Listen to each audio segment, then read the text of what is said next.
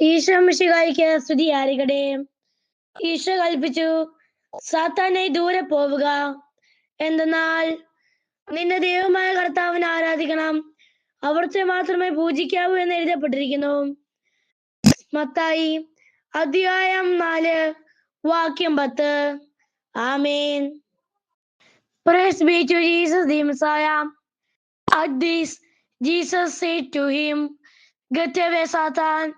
It is written, the Lord your God shall you worship, and him alone shall you serve." Matthew chapter 4 verses 10. Amen. यीशु मसीह की स्तुति हो।